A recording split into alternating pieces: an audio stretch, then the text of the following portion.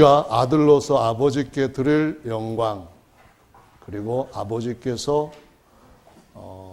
우리에게, 아들된 우리에게 주실 영광, 그것을 지금 예수님께서 말씀하시고 있습니다.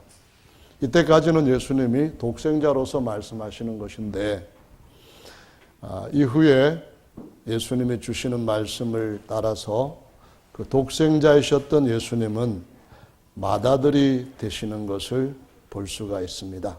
맏아들이란 말씀은 로마서 8장과 히브리서 1장에 나타나고 있는데요. 독생자라면은 아직 태어난 아들이 하나이지만, 맏아들이라면은 그 독생자가 또한 다른 많은 형제들을 갖게 됨으로써 그 중에서 맏이가 되었다고 하는 뜻이죠. 예수께서 지금 기도하시는 시점은 최후 만찬하시고 난 뒤에 그 시간에 하시는 마지막 그 제자들과의 함께하는 기도입니다. 그 기도에서 주님이 말씀하시기를, 이제 아들인 제가 하나님이신 아버지께 영광을 돌리게, 영화롭게 할 때가, 해드릴 때가 왔습니다. 제가 아버지께 최고의 영광을 돌릴 때가 왔습니다. 제가 아버지의 뜻대로 아버지께 영광을 돌리면은 아버지께서 저를 창세 전부터 가졌던 아버지와 내가 함께한 그 영화로 다시 저를 온전히 영화롭게 하실 것입니다. 이런 기도를 하신 것을 오늘 본문이 보여주고 있습니다. 여기에서 보시면은 5절에 창세전에 내가 아버지와 함께 가졌던 영화, 이렇게 말씀을 하신다는 것이고요. 이 말씀은 같은 기도에서 또 한 번 기도 마지막 부분에 등장하고 있습니다. 24절 말씀을 보시면은 아버지여 내게 주신 자도 나 있는 곳에 나와 함께 있어. 아버지께서 창세 전부터 나를 사랑하심으로 내게 주신 나의 영광을 저희로 보게 하시기를 원하나이다.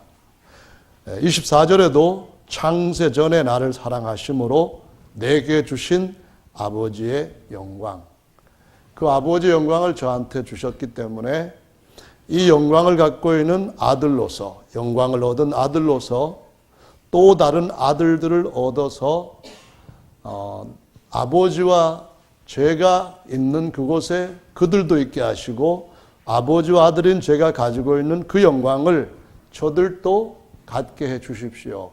이렇게 기도를 하시는 것이죠.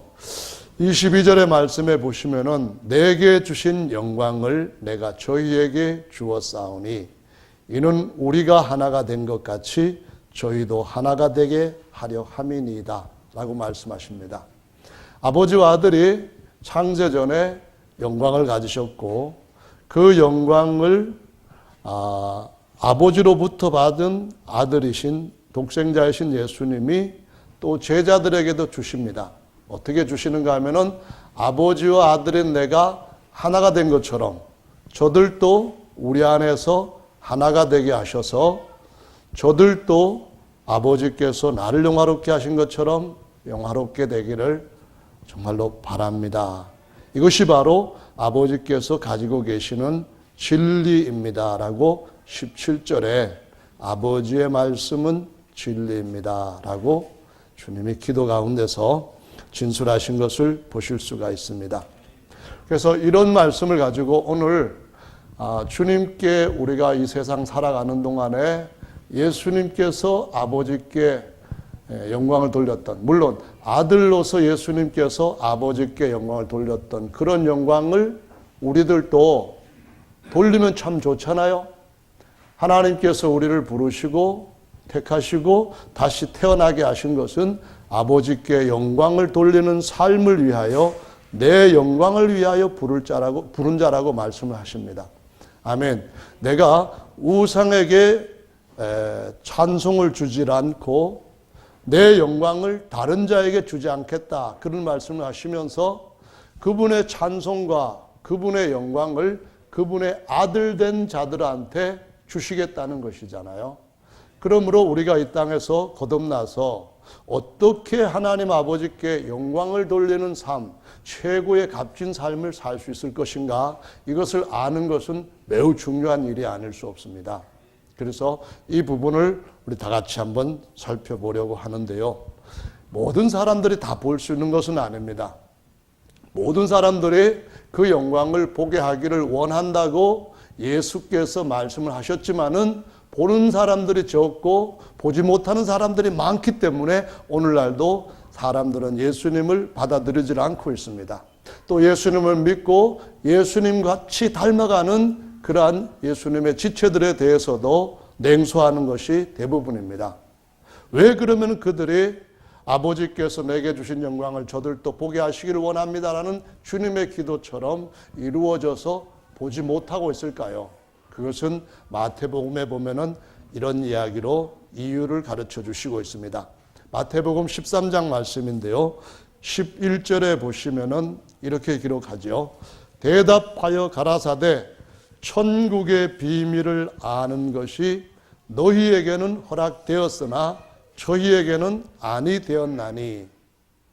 어떤 자들한테는, 그러니까 지금 예수님이 요한복음 17장에서 기도하실 때에 내게 주신 진리의 말씀을 내가 저들에게도 주었습니다. 그것뿐만 아니라 아버지께서 창세 전부터 나와 함께 하셨던 그 영광을 내가 저들에게도 주었습니다. 이렇게 말씀하시는 것은 어떤 자들한테는 그것을 주시되 어떤 자들한테는 주시지 않았다는 말씀을 하십니다. 물론 주님이 모든 사람을 위하여서 마지막 아담으로 십자가에 달린 어린 양이 되셨습니다.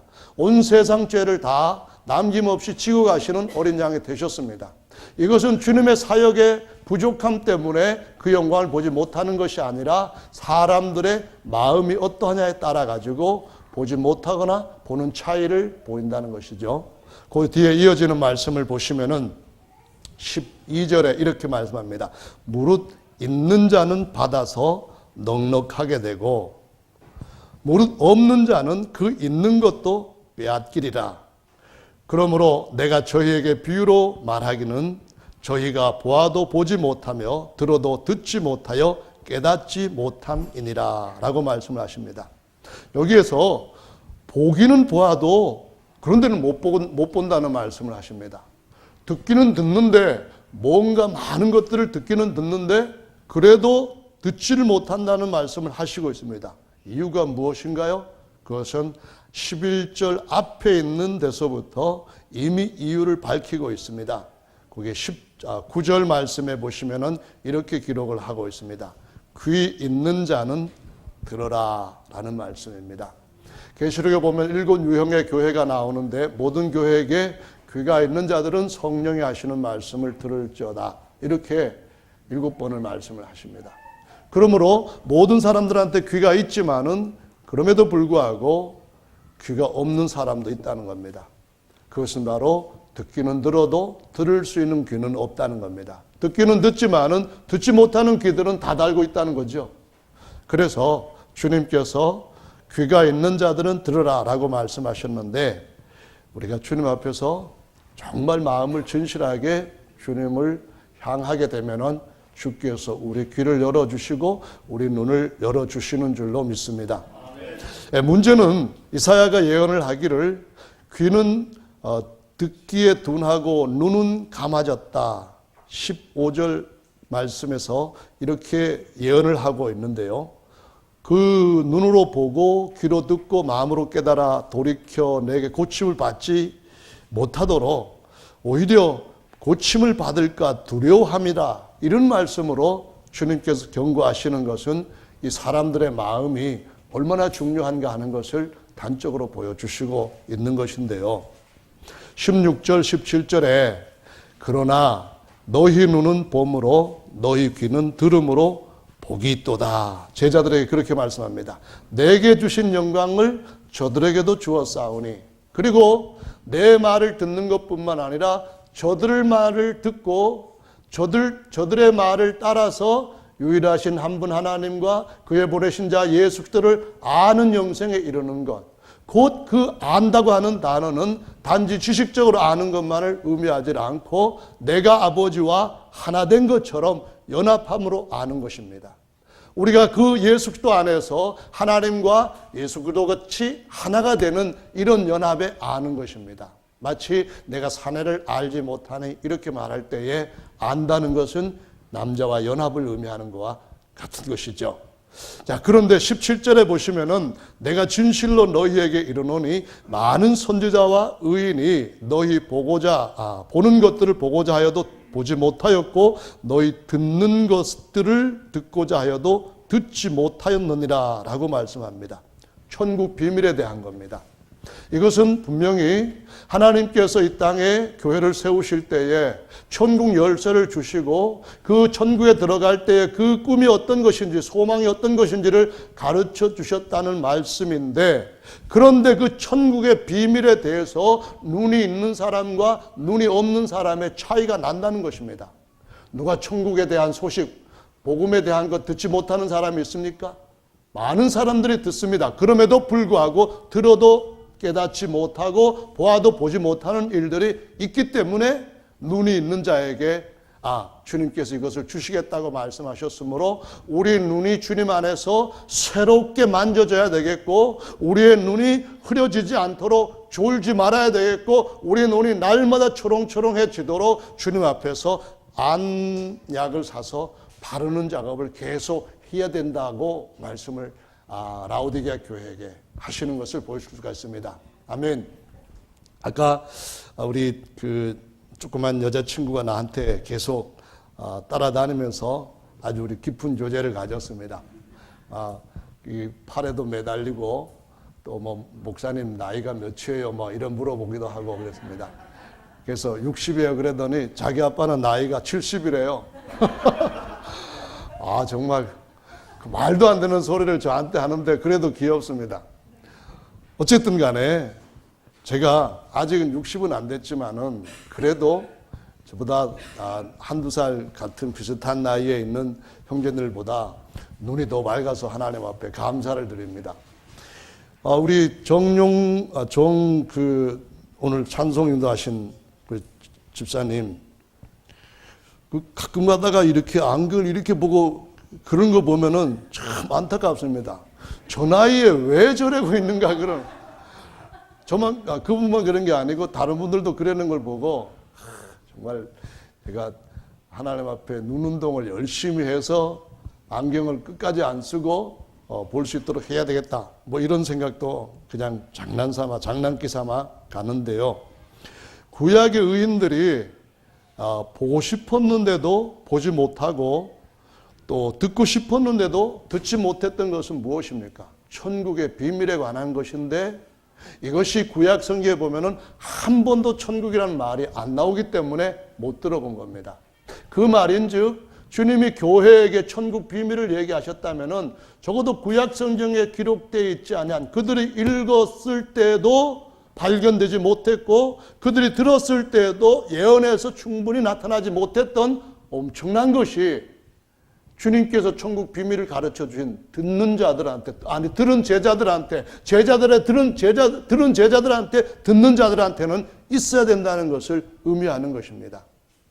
말씀이 뭐라고 기록되어 있는가 하면은 주님께서 천국이라고 하는 그런 용어가 구약 성경에 안 나온 것처럼 그 천국에 대한 비밀은 아버지께서 아들인 예수께 주셔가지고 이전에 종의 신분이었던 이사야나 종의 신분이었던 엘리야가 알려주지 아니했던, 감춰졌던 것을 비로소 공개하셨다는 말씀입니다.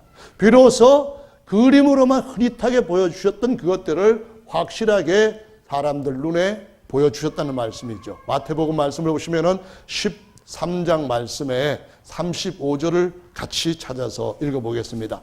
시작. 이는 선지자로 말씀하신 바 내가 입을 열어 비유로 말하고 창세부터 감춘 것을 드러내리라 함을 이루려 하심이니라.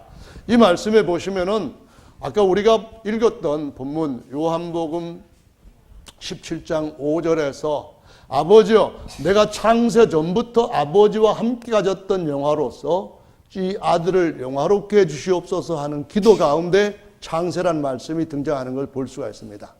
근데 여기에서도 보니까 창세로부터 감춘 것을 드러내려 하심이라 이 말씀을 하십니다. 누가요?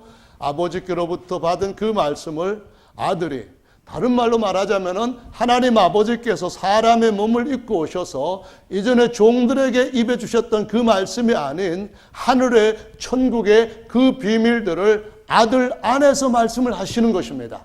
종에게는 그만큼 보여주지 않았던 것들을 아버지께서 후사가 될 아들한테는 아주 충분하게 보여주시고 선포하신다는 그런 말씀입니다. 그것이 저와 여러분에게 있어야 되는 줄로 믿으시기 바랍니다. 그것을 봄으로써 이 땅에서 하나님 아버지께 어떠한 영광을 돌리는 삶을 살 것인지를 제대로 선택을 해야 된다는 겁니다. 그것이 우리 눈에 보일 때에 비로소 유일하신 참 하나님께로부터 오는 영광을 구하고 사람들이 뭐라고 하는 것에 그렇게 신경 쓰지 않게 된다는 겁니다. 물론 우리가 덕을 세우기 위해서 다른 사람들이 칭찬하는 삶을 살아야 되는 건 마땅합니다.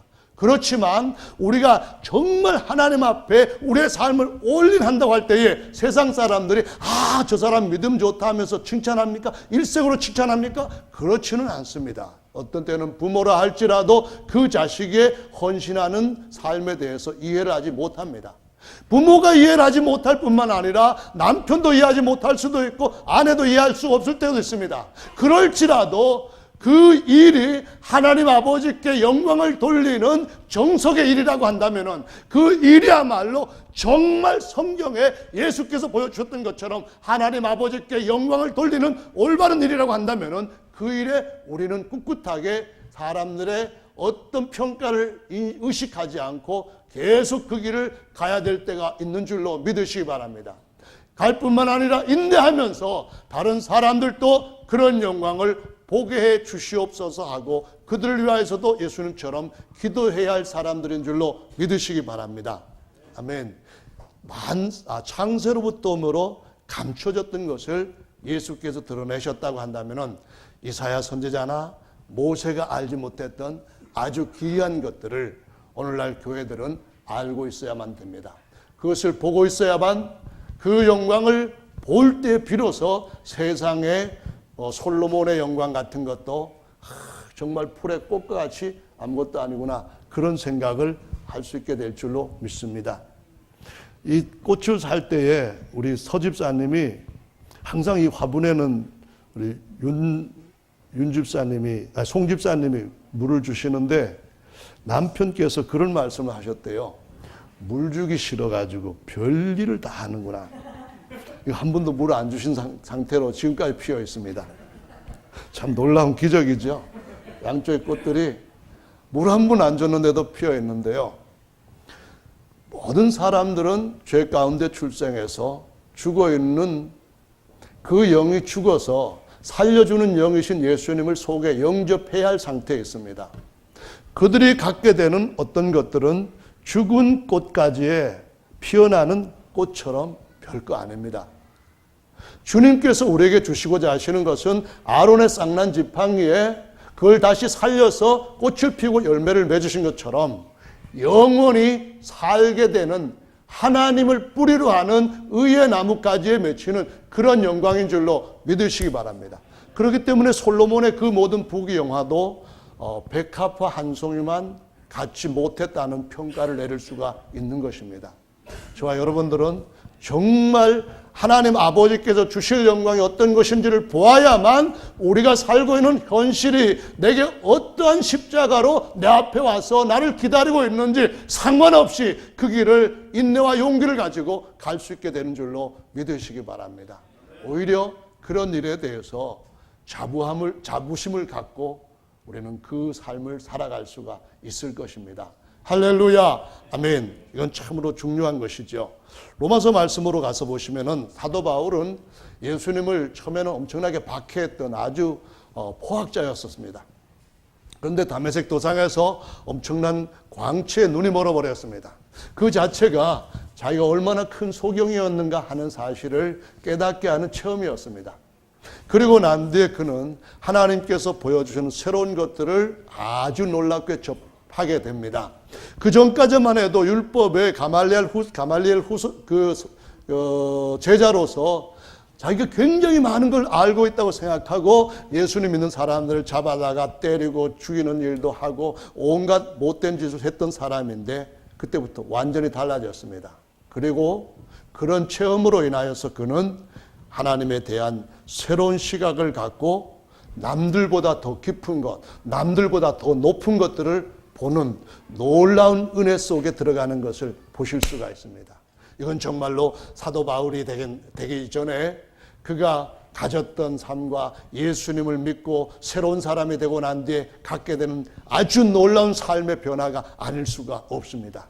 저와 여러분들이 예수님을 그만큼 대적하는 자가 아니었다 할지라도 예수님께서 비치는 영광이 우리 눈에 뭔가 변화를 일으켰다고 한다면은 이전 삶과 지금 삶의 가치관의 변화가 있어야만 되는 줄로 믿으시기 바랍니다.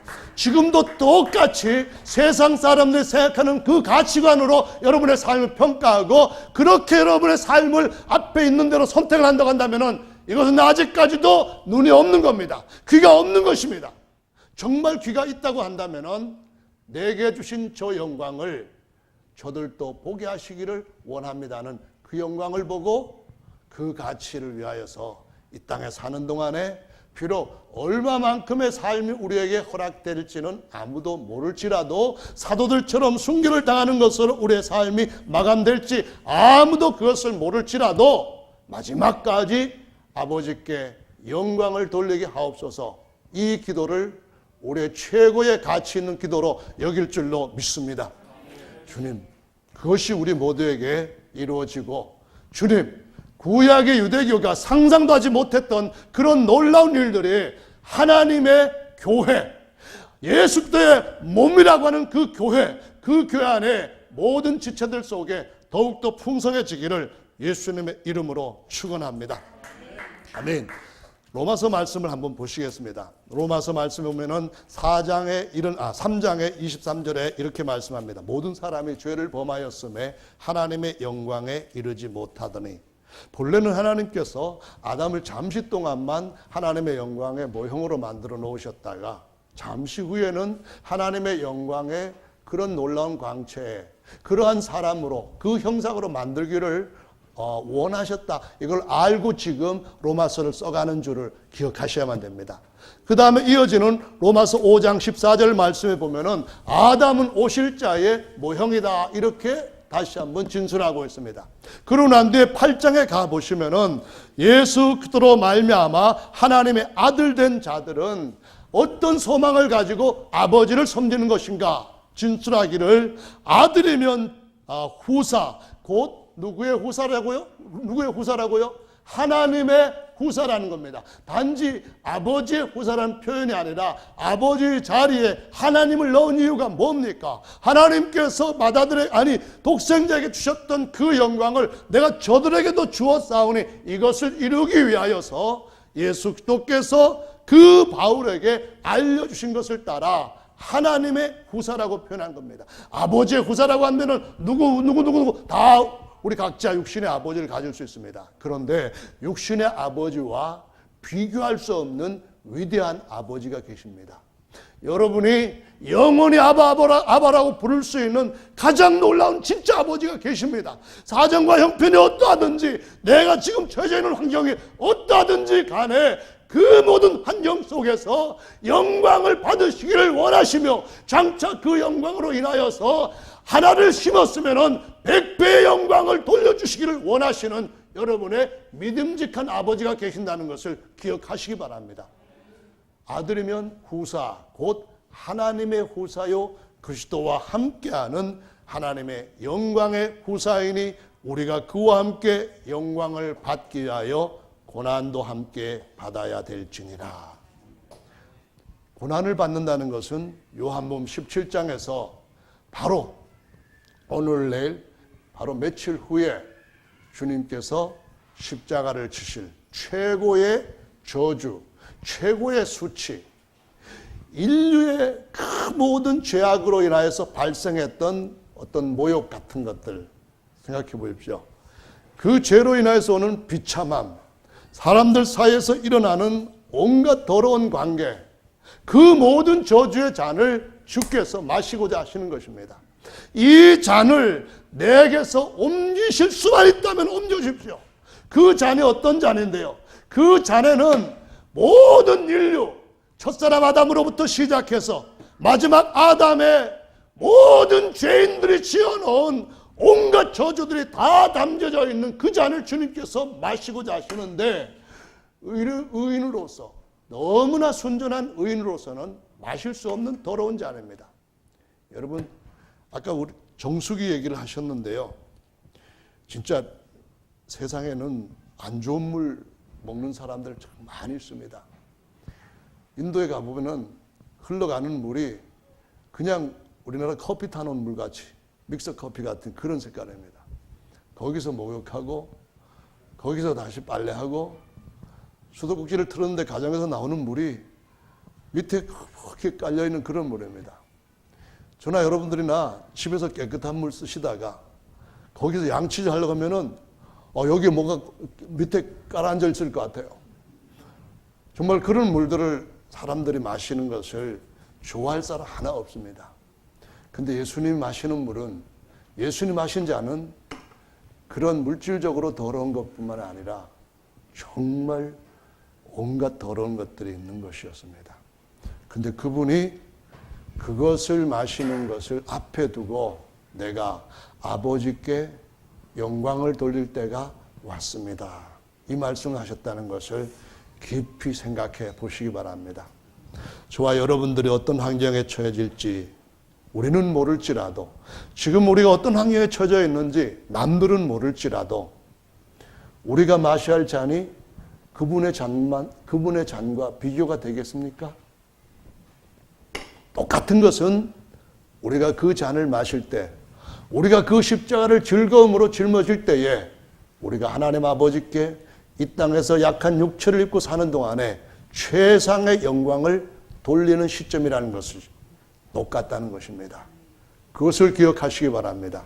그 기회를 무의로 돌리지 마시고 하나님 앞에 예수 그리스도께서 기도하셨던 것처럼 내 뜻대로 마옵시고 아버지 뜻대로 되기를 원합니다. 아버지의 선한 뜻이 이 땅에 이루어지기를 원합니다. 아버지의 그 지구한 뜻이 내 심령 속에 이루어지기를 원합니다. 이런 기도를 가지고 하나님 앞에 나간다면은 하나님이 영광을 받으시는 줄로 믿으시기 바랍니다. 아니, 그분이 영광 자체이신데 우리가 무슨 영광을 보태드리는 것이 있습니까? 우리가 무언가 그분의 모자란 것들을 채워드릴 만한 그런 일로, 그런 일을 시키기 위한 종으로 부르심을 받았다고 생각하십니까? 전혀 아니거든요. 그분은 영광이 정말 부족함 없는 절대 완전한 분이십니다. 그런데도 우리 인생이 약함 가운데서, 우리 인생의 십자가의 잔을 그 앞에 두고 아버지 앞에 순종하는 마음을 갖게 될 때에 그분은 어디에서도, 어떤 피조물 가운데서도 얻을 수 없는 최상의 영광을 받으시는 줄로 믿으시기 바랍니다. 그래서 이사야는 우리가 그분의 영광을 위하여, 그분께 영광을 돌리기 위하여 부름을 받은 자들이라 라고 말씀합니다. 그 말인즉 우리의 상황이 어떻게 지금 전개되고 있든지, 지금까지 내가 어떤 가시밭길과 내가 어떤 어둠의 터널을 통과하고 있는지 간에 그 삶 자체가 우리가 하나님 앞에서 최고의 영광을 돌릴 수 있도록 주께서 계획하셨거나 주께서 허락하셨거나 주께서 이루시는 최상의 시간이라는 것을 반드시 기억해야 된다는 것입니다. 영광을 돌릴 수 있는 저와 여러분들이 되시기를 예수님의 이름으로 축원합니다. 우리가 받는 이 고난은 장차 우리에게 주님께서 돌려줄 영광과 좋게 비교할 수 없다고 말씀합니다. 천국 비유에서 마태복음 13장에 보면은 마음의 반 문제가 이렇게 나옵니다. 좋은 밭에다가 씨를 하나 심었더니만 30배, 60배, 100배 결실을 맺는다, 그렇게 말합니다. 지난번에 과천을 한번 어머니를 모시고 갔었거든요. 추석 때 가보니까 정말 거기다가 뭐 이런 거 심어가지고 사람들이 보기에 좋게 만들어 놨더라고요. 여러분 아세요? 서숙인가 뭐 그렇게 말하는 거 있잖아요. 이만한 거에 알이 박혀 있는데, 얼마나 많이 박혀 있는지 모릅니다. 그냥 요만한 것들이 뭉툭이 돼가지고 다 박혀있는 것들이 이거 몇 개가 그냥 올라와 있어요. 그래서 그걸 볼 때마다 하나를 심었는데 저렇게 많이 달렸는 거. 그것도 한 송이만 달린 것이 아니라 몇 개가 올라와서 달린 거. 그럼 저기 30배, 60배, 100배라는데 100개만 되겠느냐가. 정말 하나님 사람들한테 주신 은혜, 복 정말 기이하고 놀랍고 복되도다. 이런 생각을 해봅니다. 옥수수 하나 심었는데 한 송이, 두 송이 몇 가지가 일어나가지고 옥수수 몇 개가 달려 있습니다. 옥수수 한 개 딱 심어가지고 옥수수 큰 송이에 한 개만 딱 맺힌다면은 이거 누가 심겠습니까? 주님께서 하나 심었을 때에 엄청나게 많은 것들을 맺히게 하시는 이유는 우리를 이 땅에서 그리스도 안에서 심는 삶, 그리스도 안에서 가장 큰 표적인 요나처럼 자신을 그리스도 안에 장사 지내는 삶, 그 삶을 살게 할 때 단지 우리에게 장사 지내는 것만으로 옛사람을 그냥 매장시키는 것만으로 그냥 새 사람대로 따라 살게 하게끔 그것을 갖다가 묻어버리는 그 의미가 아니라 돌아올 것을 예고하는 말씀입니다. 약속하는 것입니다. 그것은 로마서 6장 말씀에서 심는 것이라고 가르쳐주고 있습니다. 고린도전서 15장 부활의 장에서 심는 것이라고 말씀합니다. 적어도 심는 것이 우리가 처해져 있는 이 환경에서 어떤 조그마한 것들을 하나님 앞에 심게 되면은 여러 배로 주께서 우리에게 영광을 돌려주실 줄로 믿으시기 바랍니다.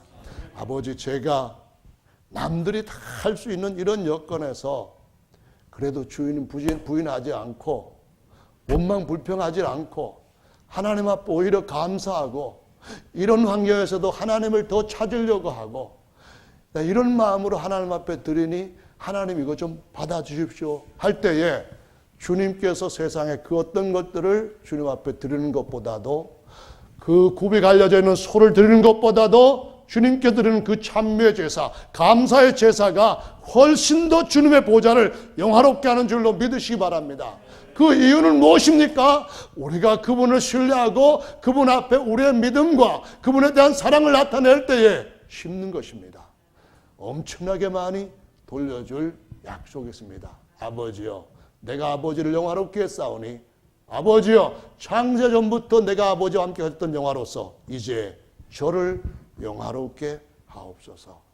영화롭게 하시는 때가 모든 이들에게 올 줄로 믿으시기를 바랍니다. 그래서 이때 우리가 살고 있는 이 육체의 삶 가운데서 우리가 겪을 수 있는 고난은 장차 우리에게 나타날 영광과 좋게 비교할 수조차 없는 것이라고 말씀합니다. 그러니까 심는 일에 믿음을 가지시기 바랍니다. 불평하지 말고 감사함으로, 슬퍼하지 말고 기뻐함으로, 고난 가운데서 신음하지 말고 찬양함으로 주님 앞에 정말 좋은 씨로 심으시는 승리하는 성도들 되시기를 예수님의 이름으로 축원합니다. 할렐루야. 주님 이렇게 말씀하십니다. 이 로마서 8장 말씀인데요, 8장 말씀에 보시면은 이렇게 28절에 기록하고 있습니다. 우리가 알거니와 하나님을 사랑하는 자 곧 그 뜻대로 부르심을 입은 자들에게는 모든 것이 합력하여 선을 이루느니라. 모든 것이 합력하여 좋은 것을 이루느니라, 이렇게 말씀합니다. 모든 것이 뭡니까? 우리 눈에 볼 때에, 현실적으로 볼 때에 손해가 되는 것 같고 우리에게 굉장히 나쁜 것처럼 보여지는 것이라 할지라도 하나님을 사랑하는 이 모든 틀 속에서, 하나님을 사랑한다는 이 모든 하나님의 손길 안에서, 하나님을 사랑하는 자라는 이 모든 하나님의 섭리 속에서 모든 것을 좋은 것으로 바꿔주시는 주님이라고 말씀하시고 있습니다. 정말 그럴까요?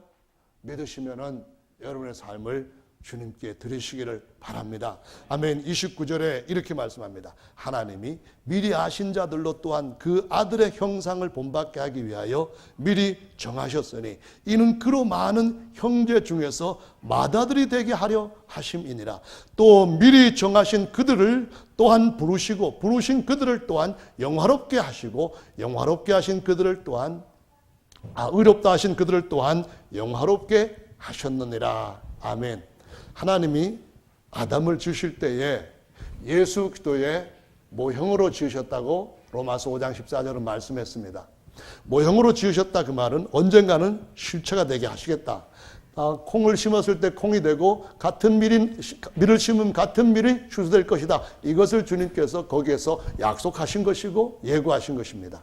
여기 말씀에 보니까 그 맏아들의 형상을 본받게 하려고 미리 정하셨는데 우리가 우리의 모양을 따라 우리의 형상대로 아담을 만들자 이렇게 말씀하셨을 때에 하나님께서는 이미 모든 것을 이루신 것처럼 보시는 분입니다. 아멘. 하나님의 아들은 창세전부터 아버지와 함께 영광을 가지셨던 분이고 하나님은 없는 것도 있는 것처럼 부르시는 분이고 하나님은 시간과 알파를 다 초월하시는 분이시고 하나님은 시작 때 이미 다 완성된 것처럼 보시는 분이고 하나님이 계시는 초월적인 하늘은 하늘에서 다 이루는 것처럼 땅에서 이루어지다 이렇게 말씀하시는 분이기 때문에 그 영광의 아들의 형상 보시고 그 형상 본받게 하려고 미리 정하셨다는 겁니다. 이것이 바로 예정한 것입니다. 하나님께서 창세전부터 우리를 향하여 갖고 계신 이 뜻이 주님이 예정하신 것인데 우리가 예수 그리스도를 우리 안에 우리의 영을 살려주시는 그 영으로 모셔드리게 되었을 때에 의롭게 하셨고 영광스럽게 하셨다고 말씀합니다. 무슨 얘기입니까? 우리의 속사람 말입니다. 겉사람이 거주하고 있는 우리의 본래 사람, 속 사람, 영에 대한 겁니다. 이전에는 죽은 영이었는데 살려주는 영이 되신 예수께서 우리 안에 성령으로 오시게 되었을 때에 내가 살았고 너희도 살겠음이라는 말씀처럼 다시 살아나게 되었고 살아났을 때 그냥 옛 아담의 생명과 같이 종의 신분으로 살아난 것이 아니라 예수 그리스도의 그 아들의 영을 받음으로 예수 그리스도께서 맏아들이 되실 수 있는 아들들로 다시 출생해서 사망을 이긴 자로 영원히 사망을 지배하는 자로 살아났다는 것입니다. 그 새 사람이 된 새 피조물이라고 여겨지는 속 사람이 어떻게 되었다고요? 모든 사람이 죄를 범하였음에 하나님의 영광을 이루지 못했는데 예수 그리스도의 안에 있는 구속으로 말미암아 우리가 하나님의 영광을 얻을 수 있는 하나님의 의를 갖게 되었다는 겁니다. 아멘. 그냥 보통 의인이 아니라 하나님께서 의로우신 것처럼 하나님의 아들이 의로우신 것처럼 그만한 의인이 되었다는 말씀입니다. 어디가요? 겉사람이 아닙니다. 로마서 7장은 여전히 겉사람은 누룩이 있다고 말씀합니다. 내 속에 내가 원치 않는 것들이 있다고 말씀합니다. 속사람은 우리가 하나님의 그 영광을 맏아들 되신 그분과 함께 바라보고 즐거워할 수 있을 만큼 의로운 의인으로 세워놓으셨다고 말씀합니다. 할렐루야. 땅의 약속을 얻고자 하는 의인들도 믿음으로 살았습니다. 하늘에 하나님 아버지의 모든 것을 맏아들과 함께 얻고자 하는 사람들은 어떻게 살아야 되겠습니까? 믿음으로 살아야 되는 줄로 믿습니다. 믿음만으로 오직 불신과 불평과 마음속에 일어나는 온갖 요란한 세상 물결들을 다 발로 밑에 밟고 믿음으로 걸어가야 되는 줄로 믿으시기 바랍니다. 감사는 우리의 믿음을 더욱더 강하게 만들어줍니다. 하나님 앞에 찬양하는 것은 우리에게 있는 믿음이 더욱더 뿌리를 깊이 내리도록 합니다. 하나님께서 우리에게 구하는 제사는 찬미의 제사라고 말씀합니다. 어느 때 찬양합니까? 즐거울 때 해야죠. 당연히 해야죠. 예배 드릴 때 당연히 해야죠. 그러나 더 깊은 찬양은 어디에서 나옵니까? 우리 겉사람을 깨뜨릴 때에 우리 겉에 있는 여러 가지 환경이 우리를 짓누르고 있는 것들을 믿음으로 벗어버릴 때에 거기에서 깊은 생수의 찬양이 나오는 줄로 믿으시기 바랍니다. 이 찬양이 하나님의 보좌를 아주 향기롭게 하고 영화롭게 하는 줄로 믿으시기 바랍니다. 속사람 이미 영화를 얻었습니다. 영광을 얻었습니다. 이제 주께서 다시 오시는 날 이 겉사람 주님과 같은 영광의 형상으로 바꿔 입는 일만 남은 줄로 믿으시기 바랍니다. 바꿔 입을 때에 이왕이면은 더 영광스러운 옷으로 바꿔 입으면 좋잖아요. 아멘. 이왕이면은 더 하나님께서 보실 때에 5골 다스리라 그것이 아니라 10골 다스리라 이렇게 말씀하실 수 있는 영광을 얻는 것이 더 좋잖아요. 그렇죠. 그렇죠. 아멘. 그렇기 때문에 이 땅에서 사는 동안에 내가 내 앞에 있는 고난의 잔, 내 앞에 오는 불침례 이것이 어떤 것인가에 대해 가지고 남하고 비교하면서 불평한 일이 전혀 아닌 줄로 믿으시기 바랍니다. 내가 처해 있는 지금 형편이 세상에 있는 것들과 세상에 있는 것 가지고 비교할 때에 남들보다 좀 못하다고 하는 그것 때문에 흔들리거나 그냥 눈이 다른 데로 쏠릴 만한 그런 이유가 전혀 없는 줄로 믿으시기 바랍니다. 어떤 환경에든 나는 주님을 찬양하고 나는 주님 앞에 감사하고 내 삶을 주님 앞에 내 십자가 위에 제물로 드리겠습니다. 이것이 성도들이 로마서에서 배워야 할 아주 중요한 제사장의 삶이라는 겁니다. 할렐루야. 그래서 로마서 12장 1절 2절은 이렇게 기록하고 있습니다. 그러므로 형제들아 내가 하나님의 모든 자비하심으로 너희를 권하노니. 그러므로 형제들아 뭐라고 말합니까? 이는 그 앞에 있는 말씀에 이렇게 말합니다. 누가 하나님 앞에 부족해서 하나님 앞에 드려서 하나님께서 이제 채워졌다. 내 부족함을 네가 채워서 고맙다. 그럴 사람이 있겠느냐. 누가 하나님으로부터 받지 아니한 것을 스스로 가지고 스스로 만들어서 하나님 앞에 드릴 수 있는 사람이 있느냐. 아니다. 모든 것들이 다 주께로부터 왔고 주님께서 우리에게 다 주시는 것이고 모든 것이 다 주님께로 돌아가는 것이기 때문에 그러므로 형제들아 그날 우리에게 영원히 유업으로 물려줄 그때를 준비하면서 너희의 몸을 하나님이 기쁘게 받으시는 거룩한 제사 살아있는 제물로 드리라는 것입니다. 오늘 또 믿음으로 말씀으로 우리 속사람도 강건하게 하고 좀 더 키워가지고 지난번에는 요만한 송아지 끌고 왔는데 이번에는 이만하게 키워가지고 주님 앞에 너희 몸을 하나님이 기뻐하시는 산 제사로 드리라 이 말씀을 하시는 겁니다. 우리의 속사람은 하나님 앞에 거룩한 제사장입니다. 아까 찬송에 나왔잖아요. 우리의 거룩한 제사장이 하나님 앞에 드리는 제사는 굽이 갈라진 송아지가 아닙니다. 우리가 하나님 앞에 드릴 수 있는 것은 몇 천만 금의 그러한 돈이 아닙니다. 하나님 나라에 가면은 사실 달러도 필요 없습니다. 황금 주화도 필요 없습니다. 주님께서 바닥을 순금으로 깔아놓으신 그 자리에 가면서 돈 들고 이렇게 가겠다 그렇게 생각하시는 분이 있으면 괜한 수고하시니까 그거 저한테 주시기 바랍니다. 제가 쓸만한데 다른 데 쓰도록 배려를 해볼게요. 뭐 가져오실 분도 없을 것 같고요.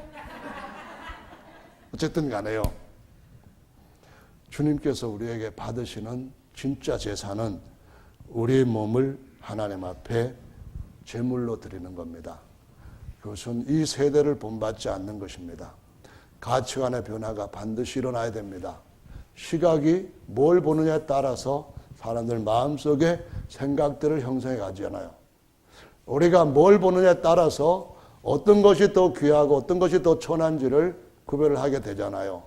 그러면은 세상 사람들과 똑같은 눈을 가지고 하나님 나라의 것을 천국의 비밀을 보려고 한다면은 보실 수가 없습니다. 절대로 그 생각을 가지고서는 하나님의 천국의 비밀을 들으실 수가 없습니다. 그래서 날마다 마음의 새로운 변화를 받고 하나님이 기뻐하시고 온전한 뜻이 무엇인지를 구별해야 되는 줄로 믿으시기 바랍니다. 아멘. 로마서 말씀 16장으로 가서 다시 한번 보시겠습니다. 말씀을 드릴 것이 많은데 그러다 보니까 시간이 빨리 흘러가는 것 같아서 좀 분주하고 쫓기는데요. 16장 말씀입니다. 이번에는 25절, 26절 같이 읽어보겠습니다. 시작.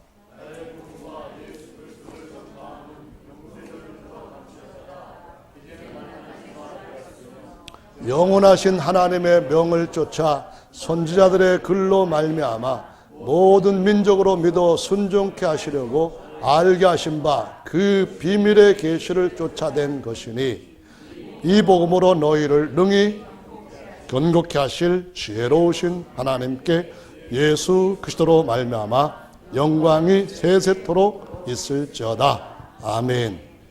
나의 복음. 바울이 왜 나의 복음이라 하죠? 바울은 특별한 경험을 했습니다. 우리 모두가 다 사도들이 전했던 그 복음이 사도들의 복음에서부터 나의 복음으로, 내가 내 눈으로 본 그 복음으로 자리를 잡아야만 되는 줄로 믿으시기 바랍니다. 바울의 복음이 예수님의 복음과 별개의 복음이기 때문에 나의 복음이라 한 것이 아니라는 말입니다. 내가 받은 이 가르침은 어떤 사람이 나에게 가르쳐 줬기 때문에 내가 받은 것이다. 그렇게 바울이 말하지 않습니다. 그는 분명히 제가 뭘 해야 될까 했을 때 하나님이 보내주신, 예수님이 보내주신 아내를 통해서 죄사함을 받습니다.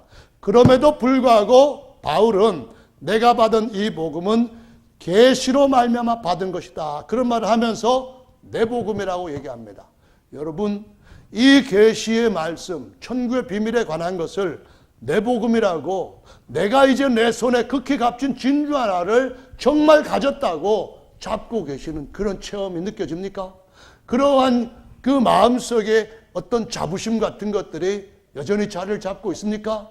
어떤 환경이든 간에 내 모든 것을 다 잃을지라도 이것만큼은 절대로 놓칠 수 없다고 하는 그러한 정신이 여러분 속에 견고해지고 있습니까? 내 복음이라고 할 수 있는 그런 은혜가 있기를 바랍니다. 어떤 복음입니까? 이전에 구약의 선지자들에게는 보려고 했어도 들으려고 했어도 보이지 않던 그것을 하나님이 아들을 통하여 주셨고, 하나님이 아들들에게 주시는 복음이신 것을 믿으시고 영원 전부터 하나님 안에 감춰졌던 그것을 계시로 나타내 주신 것인 줄로 믿으시기 바랍니다. 그것을 가지고 계시면서 다시 한번 고린도전서로 넘어가십시다. 고린도전서에 보면은 1장의 18절부터 이런 말씀이 기록되어 있죠. 십자가의 도, 멸망하는 자들에게는 미련하게 보이는 것이요 구원을 얻는 우리에게는 하나님의 능력이요 지혜다. 십자가의 도가 뭡니까? 태권도, 아니면은 유도, 아니면은 잘 사는 증권의 도, 아니면은 경영의 도, 이렇게 해서 도를 붙일 수가 있겠습니다. 그래서 잘하는 사람들을 갖다가 이 사람 도 튼 사람이다, 그런 식으로 달인이라는 표현도 쓰고 있는데요. 십자가의 도라고 하는 것은 자기 자신을 그리스도께 제물로 올려드릴 수 있는 그 일에 능숙한, 그 일에 아주 기술이 있는 이런 것들이 어느 정도냐를 가르쳐주는, 그걸 십자가의 도라고 말하잖아요. 아멘. 십자가의 가르침, 도입니다. 왜 그것이 필요할까요? 2장으로 넘어가서 보십시다. 2장 7절 말씀부터 9절 10절까지 같이 읽어보겠습니다. 2장 9절 10절입니다. 아니 7절 8절 9절 10절 시작. 오직 비밀한 가운데 있는 하나님의 지혜를 말하는 것이니 곧 감추었던 것인데 하나님이 우리의 영광을 위하사 만세전에 미리 정하신 것이라. 이 지혜는 이 세대의 관원이 하나도 알지 못하였나니 만일 알았다면 영광의 주를 십자가에 못 박지 아니하였으리라. 기록된 바 하나님이 자기를 사랑하는 자들을 위하여 예비하신 모든 것은 눈으로 보지 못하고 귀로도 듣지 못하고 마음으로 생각지 못하였다 함과 같으니라. 10절 시작.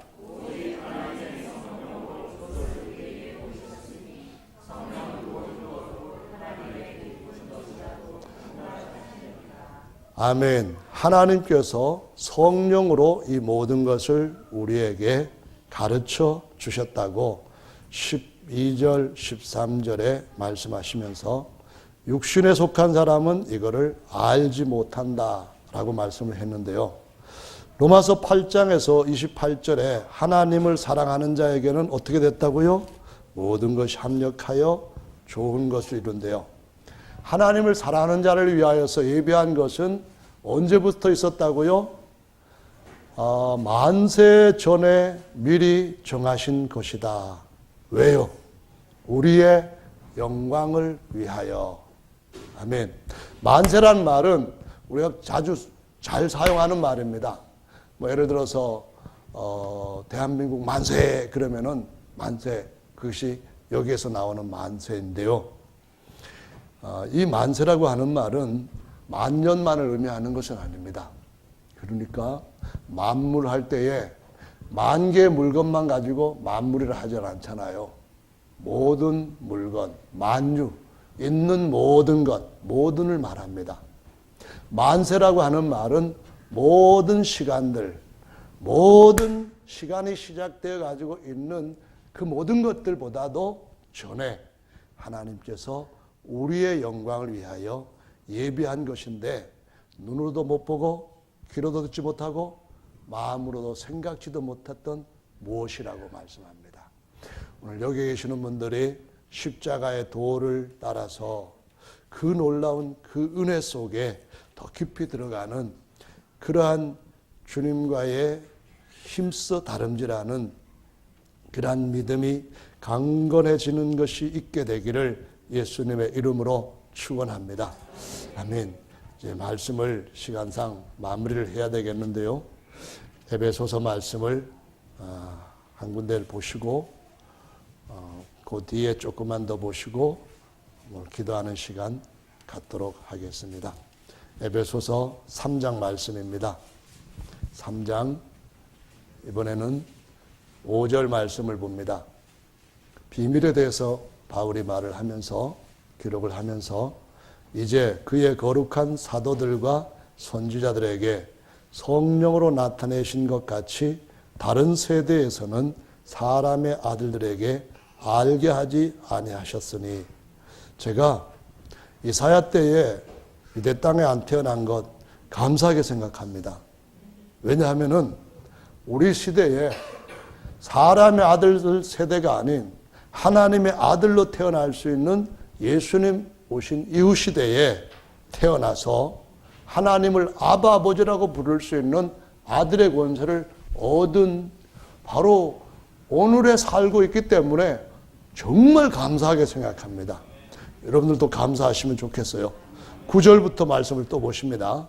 영원부터 만물을 창조하신 하나님 속에 감추었던 비밀의 경륜이 어떠한 것을 드러내게 하려 하심이라. 11절에 영원부터 우리 주 예수 그리스도 안에서 예정하신 뜻대로 된 것이라. 할렐루야. 정말 이것이 설명이 안 되는 아주 놀라운 것이니까 방법은 딱 하나밖에 없습니다. 여러분이 예수님 앞에 더 가까이 나가서 주님 저 눈 좀 더 밝게 해주세요. 요거 눈 운동 계속 하시고 안약 계속 바르는 방법밖에 없습니다.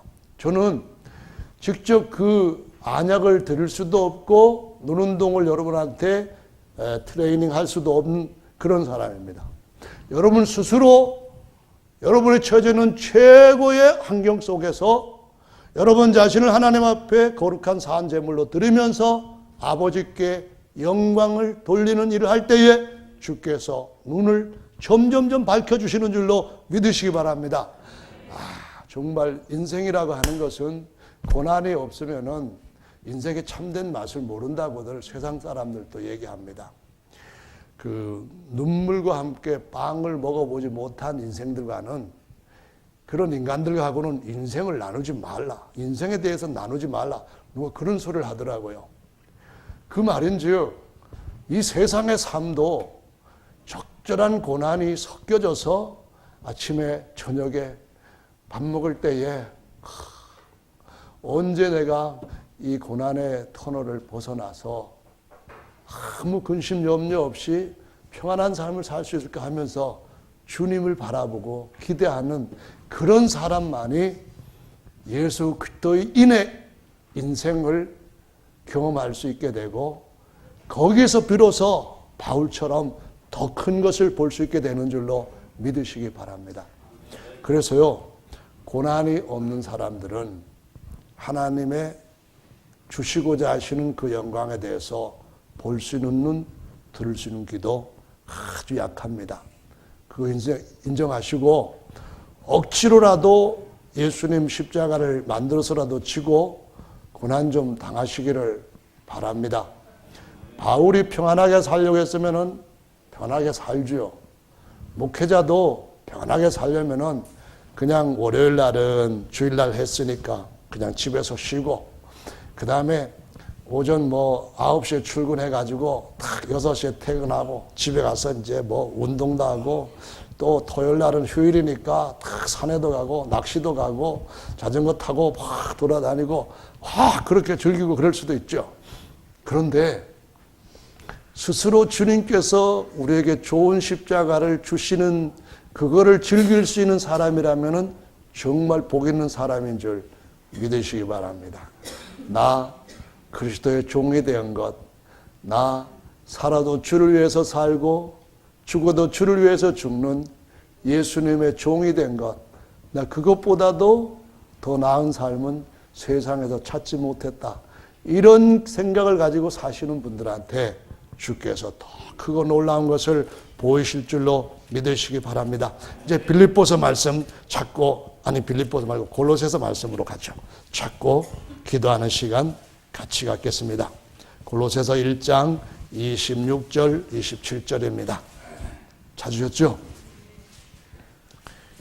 물론 1장 15절에 보면은 아들에 대해서 아들은 보이지 아니하는 하나님의 형상이요 모든 창조물보다 먼저 나신 자이니 그 형상대로 우리를 모형으로 만드셨고 빌립보서 3장 말씀처럼 그가 다시 오실 때에 그와 같은 형상으로 변케하실 것입니다. 자, 1장 26절 27절 읽습니다. 시작.